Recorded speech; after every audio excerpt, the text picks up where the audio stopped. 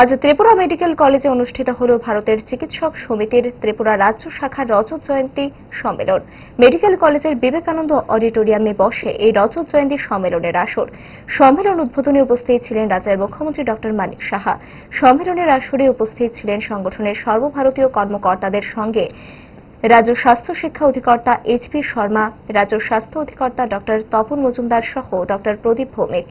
সম্মেলনে বক্তব্য রাখতে গিয়ে চিকিৎসক মুখ্যমন্ত্রী মানিক সাহা চিকিৎসকদের কর্তব্যের প্রতি নিষ্ঠা সহ দায়িত্ব নিয়ে পেশাগত মহান কর্তব্য পালন করার প্রতি আহ্বান জানিয়েছেন মুখ্যমন্ত্রী।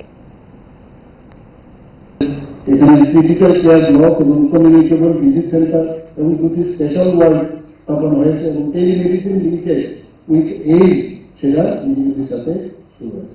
শুধু তাই না, আমাদের এখানে একটা সমস্যা হয়, যখন কোনো পেশেন্ট আমরা দেখতে গেলাম তখন যাওয়ার পরে দেখা যায় যে বা পেশেন্ট ওপিডি হোক আর আইটি, বিশেষ করে আইটিদের মধ্যে যে কল দেওয়া হয়েছে কিনা কোনো ডিপার্টমেন্টে, তো কেউ বলছে আমি দিয়েছি। তো সাধারণত কি হয় যে পেপারে সেটা করবে।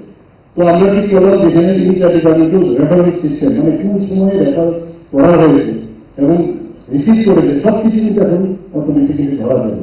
আমি আশা করবো এখানে ওই সিস্টেমটা যদি হয় তাহলে কেউ আরেকজনের উপরে মানে বলতে পারবে না আই ডিড রিসিভ। তো এই জিনিসটা যদি করা যায় সেটা আমার মনে হয় খুবই ভালো হবে এবং আমি আশা করি যে যেভাবে আমরা ত্রিপুরাতে এখন দায়িত্ব শুধু এই আগরতলা সমস্ত ডিস্ট্রিক্ট হসপিটালগুলো, সাব ডিভিশনাল হসপিটালগুলো কিভাবে স্ট্রেংথেনিং করা যায় সেইভাবেও কিন্তু নিয়মিত আমরা কথা বলি।